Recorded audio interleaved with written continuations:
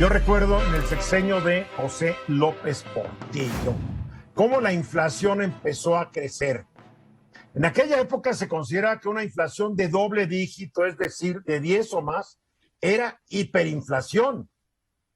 Con López Portillo empezó a crecer y llegó a niveles inauditos y nunca más repetidos, afortunadamente, en el gobierno de Miguel de la Madrid. La inflación llegó a tales niveles que a los billetes de peso mexicano se iban imprimiendo cada vez con más ceros. Mucha gente no lo recuerda, cada vez con más ceros. Si no me falla la memoria, creo que había un billete de 100,000 pesos. Ya ni me acuerdo. Pero el hecho es de que, igual que Venezuela, hay billetes que son de 100 millones de bolívares. No llegamos a tanto, pero recuerdo que llegó Salinas, y Salinas, en una jugada maestra, decretó que se le quitaran 3 ceros a la moneda. Entonces, cuando llegó López Portillo al gobierno, el peso valía 12.50, o hasta el fin del gobierno de Echeverría valía 12.50 por $1. Hoy realmente lo que vale un peso frente al dólar son 20,000 pesos de aquellos. Claro, suena muy bonito, 20, porque le quitaban los 3 ceros. Pero recordar que 20,000 pesos de ayer son los que hoy compran un peso, nos da una gran idea de lo que fue la devaluación, provocada en gran medida por una inflación galopante. Y cuidado que la inflación no se vuelva galopante durante los próximos meses, José Luis. Fíjate que esta remembranza que tú haces me hace pensar que hace un momento en otro segmento comentábamos de que existe la opinión de que un buen gobierno solo será recordado como tal si logra controlar el tema de la seguridad. Pues claro, creo que no. Es una verdad a medias, porque en la época de López Portillo, Eduardo, se combinaron 3 factores: elevadas tasas de inflación, como lo acabas de comentar, el estancamiento de la producción y el aumento de las tasas de interés. Y esta combinación y además el hecho de que el presidente López Portillo se negó a hacer una reforma fiscal, se negó a revisar el perfil de gasto de su gobierno, pues llevó, inclusive hay que recordarlo, a la inútil expropiación de los bancos en 1982, Eduardo. Además que en su sexenio tuvimos más de 2,000 empresas propiedad del gobierno que generaron ellas solitas el 80% de la deuda externa de México. Empresas del gobierno que estaban quebradas, la gran mayoría de ellas.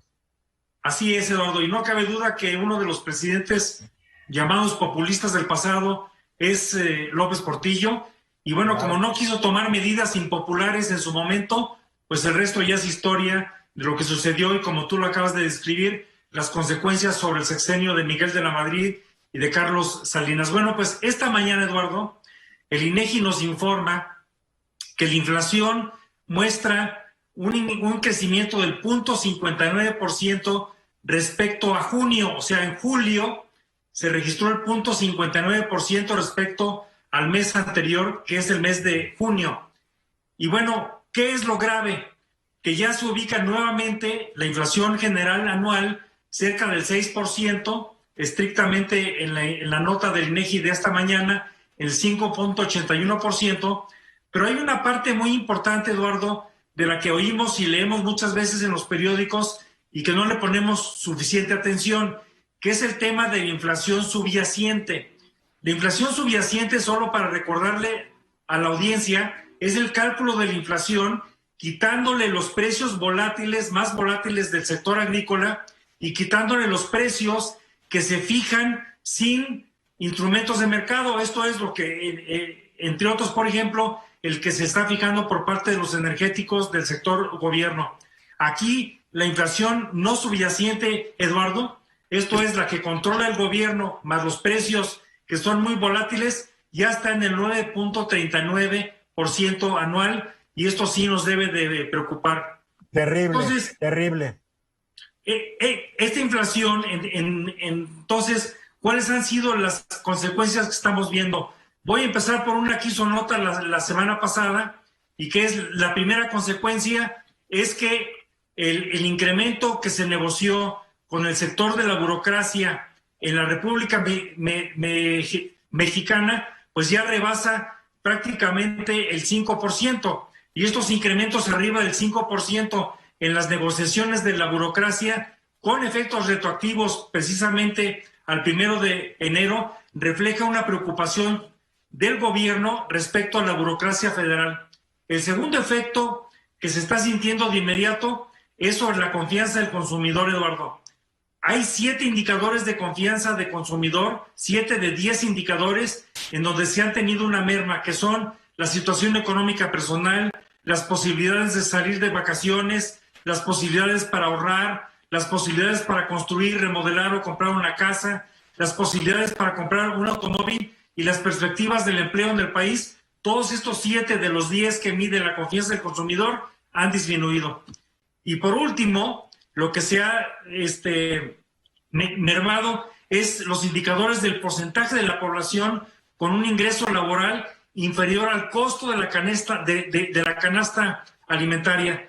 Aquí en el primer trimestre de este año, Eduardo, el porcentaje de la población con ingreso laboral inferior al costo de la canasta alimentaria desafortunadamente subió del 35% a poquito más del 39%, pero en las zonas urbanas y rurales el porcentaje es diferente, afectó más a la parte rural. Pues está duro porque estamos viendo que la inflación sí se desboca. Cuidado, este gobierno y todos los otros vamos a enfrentar unas broncas espeluznantes, porque el problema de la inflación es que si no la controlas en su origen, empieza a adquirir vida propia, José Luis. Y una vez que la adquiere, las únicas medidas para frenarla son virtualmente parando la economía, lo cual también tiene efectos desastrosos, y más en un país cuya economía pues está creciendo, pero sigue dentro del agujero en que cayó en el año 2020. O sea, este gobierno se puede meter en un lío que no sé si se puede resolver, ¿eh? Es correcto, y complemento tu comentario. Una de las maneras tradicionales para combatir este fenómeno es evidentemente subir el costo de la tasa de interés. Y ese es el dinero que el Banco Central tiene a la mano. Y bueno, si se combina lo que vimos con López Portillo, no se augura un pronóstico muy halagüeño. Esperemos que, como se dice en términos de la presión internacional, las presiones inflacionarias son transitorias, no estructurales, y en este contexto, pues este fenómeno sería un fenómeno de corto plazo únicamente por lo que resta del año. Y nos debe preocupar un poco esto. En el primer año, en el año 2019, la inflación fue del 2.83. En el año 2020, donde la economía se cayó estrepitosamente, uno se hubiera imaginado que la inflación no iba a aumentar. Pero a pesar del caidón de la economía, la inflación subió al 3.15. Y ahora imagínate, si la economía sigue creciendo y lo lógico es que haya un proceso inflacionario, ¿dónde se puede detener esto? Pues mira, va a haber presiones de todo tipo. Uno de los diques de contención es lo que se llama, Eduardo, la demanda agregada. Esto es el poder adquisitivo de la población, que si sigue presentando falta de confianza del consumidor, pues una parte positiva, entre comillas, es el dique de la menor demanda agregada del país que se podría presentar. Pero subió el nivel de confianza, que es lo más chistoso. Sí, aunque en los indicadores que cité hay una merma, ¿no? Bien, Verus. Y el presidente lo sabe que un contexto de muy alta inflación sería muy grave para la imagen de su gobierno. Yo creo que está consciente de ello. Y yo no veo, aunque no soy experto en economía, yo me doy cuenta de los precios, me doy cuenta que todo está subiendo y me doy cuenta, por lo que leo de los expertos, aquí hay varios expertos en este programa, que no sería descabellado en un momento dado un descontrol y una inflación de más de un dígito, sería horrible. Y yo creo Tomás, quiero decir que la responsabilidad tampoco solamente es del presidente, ¿eh? Sí. También es del Banco de México. Por supuesto, es a lo que iba. La chamba del Banco de México es combatir la inflación.